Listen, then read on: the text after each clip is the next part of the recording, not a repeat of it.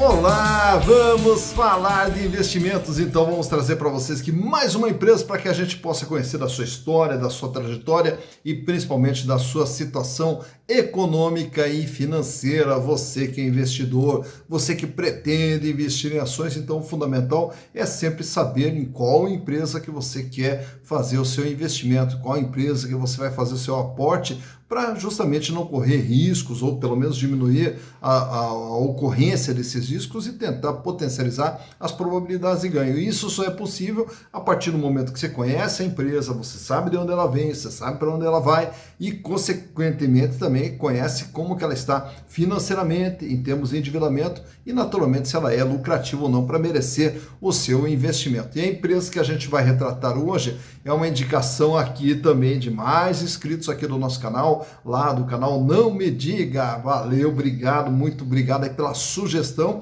E vocês também podem sugerir empresas entrando aqui no canal Silas Negrafe e aproveita também, já faz a sua inscrição, dá o like e ative a sinetinha das notificações para estar sempre recebendo as informações que a gente vai disponibilizando aqui no canal. E a empresa que nós vamos retratar hoje também tem toda uma aula aqui de empreendedorismo para chegar até onde chegou, né? E toda a transformação que essa empresa passou, né? E aí a gente vai analisar hoje a Restock Comércio e Confecção de Roupas S.A. Talvez pelo nome Restock você não saiba bem o que é, mas quando a gente falar de algumas marcas, Lennis Blanc, Bobô, John John, Dudalina, aí nós estamos falando da Restock, é essa empresa que nós vamos analisar.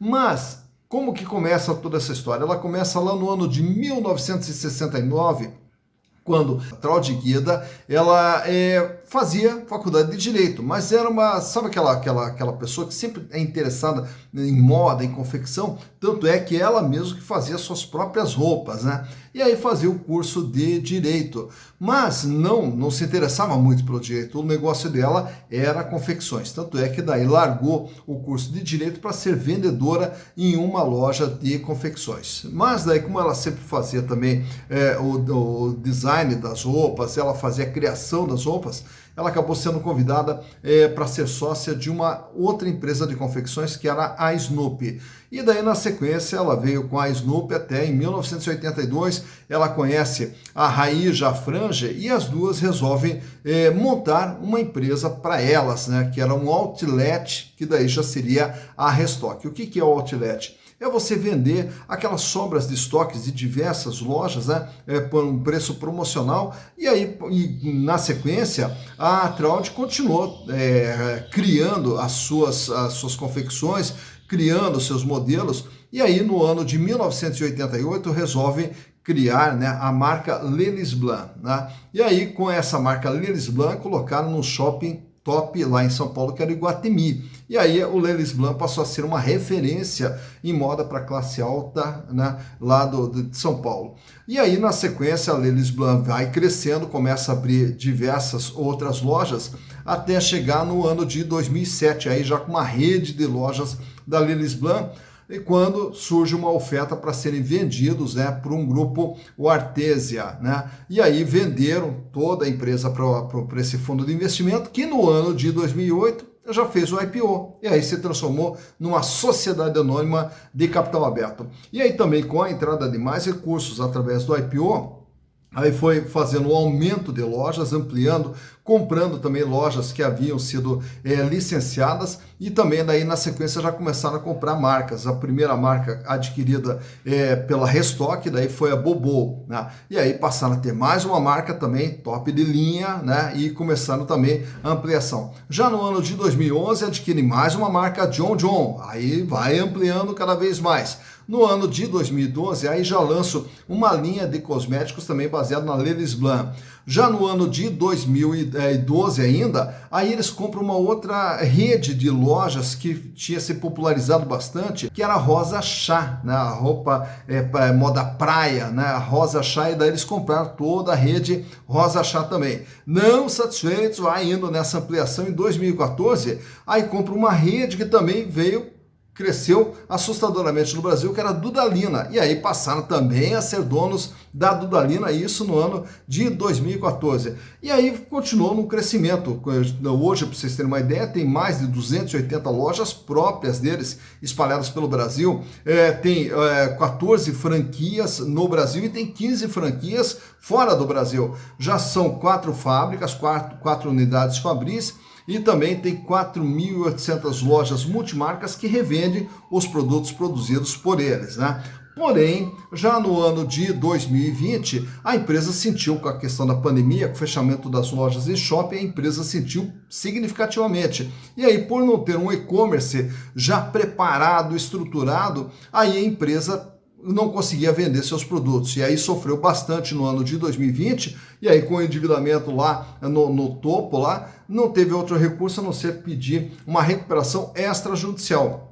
E aí conseguiram essa recuperação extrajudicial, renegociaram suas dívidas, emitiram debêntures com vencimento lá para o ano de 2025, para poder desafogar um pouquinho, para poder se reestruturar novamente, né? Mas para a gente saber como é que está o andamento da Restock, então eu trouxe para vocês aqui os balanços de 2018, 2019 e 2020 e também do primeiro semestre do ano de 2021. Então, vamos aos números. Então vamos analisar aqui a situação da Restock Comércio e Confecção de Roupas SA, a Restock aí que, como a gente falou, está aí num processo de recuperação extrajudicial, e vamos ver também o impacto que a pandemia trouxe nas suas demonstrações contábeis, né? Então, portanto, eu trouxe aqui os anos de 2018, 2019 e 2020 e também os números do primeiro semestre do ano de 2021 para ver como é que está o andamento da empresa. Em 2018, a Restock ela possuía um ativo total de 3.708 bilhões de reais, quer dizer, tudo aquilo que ela tinha dentro do seu patrimônio, e esse valor ele é dividido aqui em ativo não circulante e também no ativo circulante. O mais importante, naturalmente, é o ativo circulante, que é o capital de giro que faz com que a empresa possa funcionar. Então ela tinha dentro do seu capital de giro 801 milhões de reais em 2018, o que representava 21,6% do seu patrimônio. Possui em caixa 247 milhões de reais, 77 milhões para receber dos seus clientes, né, cartões de crédito, e nos estoques tinha 356 milhões de reais. O peso maior da empresa ela está aqui, ó, dentro do intangível. Dentro do intangível por quê? Porque aqui estão todas as marcas que elas foram sendo adquiridas ao longo do tempo. Então, aparece aqui o volume maior no patrimônio da empresa, as marcas que ela possui, 1.926 bilhões de reais.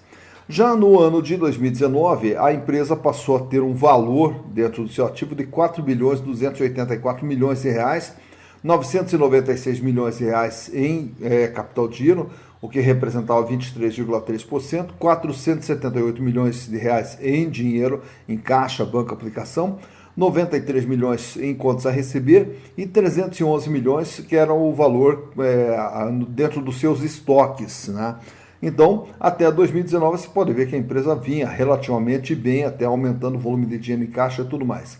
Já para o ano de 2020, que é o ano da pandemia, aí olha aqui o que acontece com o valor da empresa. Ela cai de 4 bilhões 284 milhões para 2 bilhões 155 milhões. Então, praticamente ela reduz o seu tamanho em 50%. E aí o capital de giro despenca para 530 milhões, mantém aqui a mesma proporcionalidade, na média aqui, mantendo praticamente estável, 24,6%, só que olha aqui o que acontece com o dinheiro da empresa. 478 milhões que ela tinha em caixa, despenca para 67 milhões.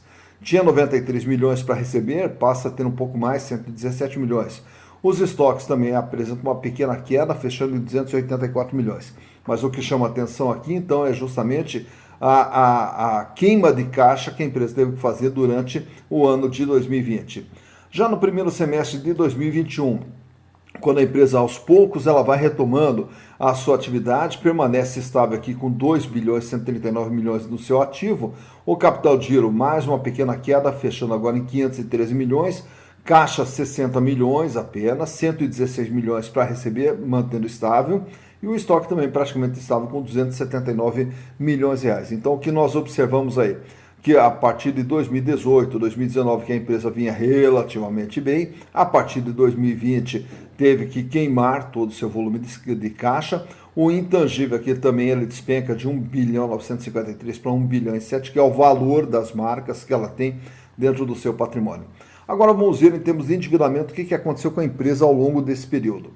Passivo circulante, dívidas de curto prazo, passivo não circulante, dívidas de longo prazo e o total do endividamento. Ela vinha com endividamento de 1 bilhão 482 milhões, o que representava 40% de tudo que a empresa possuía. Então ela tinha um patrimônio de 3.708, devia 1.482. Portanto, o endividamento era referente a praticamente 40%, ele era proporcional a 40% do patrimônio da empresa. Já no ano de 2019, o endividamento aumenta, vai para 2 bilhões e 1, com uma representatividade de 46,7%. Aqui observamos que a maior parte da dívida ela se concentrava no curto prazo, né? Então a empresa tinha uma dívida maior no curto prazo. Já para o ano de 2020, que daí foi o ano trágico aqui para a empresa, o endividamento ele fecha aqui em 1 bilhão 878 milhões, então repare aqui que ele praticamente apresentou uma queda em relação ao ano anterior em valores nominais, mas o peso da dívida agora atingiu 87,2% do patrimônio da empresa. A empresa tem um patrimônio de 2 bilhões 155 e deve 1 bilhão 878. E aí, aqui nesse ano de 2020, aí o que ocorre?